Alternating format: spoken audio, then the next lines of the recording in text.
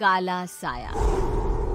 यूं तो बनारस घाट अपनी खूबसूरती के लिए बहुत प्रचलित है, पर घाट के किनारे कई राज लिए बैठे हैं। ये कहानी शुरू होती है बनारस के घाट के पास बने ममता निवास से, जहां प्रिया लाल जोड़े में ममता के घर उसकी बहू बनकर आती है। आओ आओ बहू, घर को अपने पैरों से पवित्र करो। ममता घर की दहलीज पार कर ही रही होती है कि अचानक एक बहुत गंदी सी बास पूरे घर में फैल जाती है।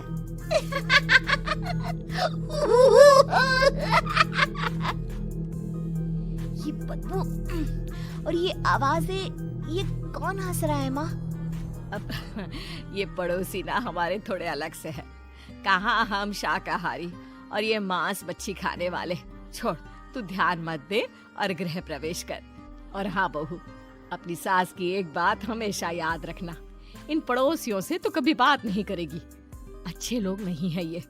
अपनी सास की ये बात मानेगी ना बेटा? हाँ माँ, जो आपकी मर्जी, मैं उनसे बात नहीं करूंगी। अगले दिन प्रिया अपनी पहली रसोई बनाने रसोई घर में जाती है। ये छोकी बात तो नाक में जा रही है। एक काम करती हूँ, खिड़की खोल देती हूँ। प्रिया खिड़की खोलने जाती है। इतने जाले, लगता है इस खिड़की को कभी खोला ही नहीं गया। पर ऐसा क्यों? ओह, नॉन वेज की स्मेल आती होगी ना। 2 मिनट के लिए खोल लेती हूँ, फिर बंद कर दूंगी।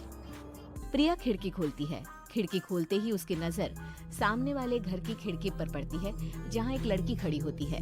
हाथों में मेहंदी, लाल रंग की साड़ी, बिल्कुल सजी धजी, मानो प्रिया की तरह ही वो भी नई नवेली बहू हो। वो प्रिया को देखकर मुस्कुराती है। हे भगवान, माँ ने तो इनसे बात करने को मना किया था। प्रिया फौरन ही खिड़की बंद कर देती है और तवे पर चढ़े रोटी की ओर देखने लगती है, पर वहाँ रोटी न होकर मछली पड़ी होती है। ये क्या? पहली ही रसोई में इतनी बड़ी गलती। हे भगवान, अब मैं क्या करूं? प्रिया बहुत डर जाती है और फौरन रसोई की सफाई करने और फिर सभी के लिए खाना बनाने लग जाती है। जब वो सबको खाना परोसती है, सब तो ठीक है, मैं बेकार में चिंता कर रही थी। हे भगवान, ऐसे ही बस अपनी कृपा बनाए रखना। रात के वक्त जब सब सो रहे होते हैं, तब प्रिया को पायल की आवाज सुनाई देती है, जिससे उसकी आंख खुल जाती है। ये पायल की आवाज कहाँ से आ रही है? प्रिया उठकर उस आवाज के पीछे छत की सीढ़ियों तक जाती है। तभी उसे बच्चे के रोने की आवाज आती है। प्रिया छत पर जाती है तो क्या देखती है? वही लाल साड़ी वाली लड़की अपनी गोद में एक नवजात बच्चे को घुमा घुमा कर सुला रही है। तभी प्रिया की नजर उसके पेट पर पड़ती है। ओह गॉड, ये तो प्रेग्नेंट भी है। सुनिए, बच्चा सो नहीं रहा है क्या? मैं कुछ मदद करूं? नहीं नहीं, आपके घर वालों को अच्छा नहीं लगेगा, मैं संभाल लूंगी। स्नेहा की गोद से बच्चा हाथ मारकर प्रिया की गोद में आने को छटपटाने लगता है। दोनों घर अगल बगल में बने होने के कारण प्रिया उस बच्चे को गोद में ले लेती है। प्रिया के पास आते ही वो सो जाता है। बच्चे का वो स्पर्श रात भर प्रिया भूल नहीं पाती और अगली सुबह वो छत पर कपड़े सुखा रही होती है। तभी उसे एक औरत इशारा करके बुलाती है। स्नेहा कह रही थी बाबू तुम्हारी गोद में आते ही सो गया। मैं गौरी, स्नेहा की माँ हूँ।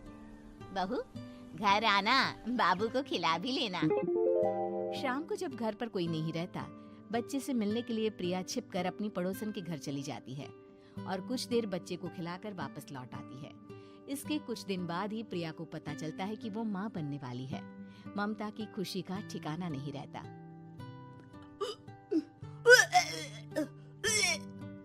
माँ जी, पता नहीं क्यों उल्टी आ रही है। प्रिया भागती हुई वॉशरूम में जाती है तो हरे और लाल रंग की उल्टी करती है। उस उल्टी में से कीड़े निकलते हैं। ये क्या? खून और ये कीड़े! माँ! माँ! प्रिया की आवाज सुनकर ममता दौड़ कर आती है, पर बेसिन में कुछ नहीं होता। प्रिया हक्की बक्की रह जाती है। ये सब क्या हो रहा है? प्रिया घबरा जाती है और अपने कमरे में जाकर सो जाती है। डर के कारण वो इतनी थक जाती है कि उसकी आंख लग जाती है। तब उसे ऐसा लगता है उसके पेट पर मानो कोई बैठा हुआ हो। कौन हो? प्रिया के पेट पर एक 5 महीने की बच्ची बैठी हुई थी, जो बुरी तरह जली हुई थी। माँ, तुम ही मुझे लाई ना अपने पेट में। मैं तुम्हारी माँ नहीं हूँ। कौन हो तुम? माँ, देखो मैं जल गई बुरी तरह से। 6 महीने पेट में रहने को भी मुझे नहीं मिला। सहला दो ना माँ। बचाओ, बचाओ, माँ। ममता दौड़कर कमरे में आती है। प्रिया की बातें सुनकर वो सब समझ जाती है।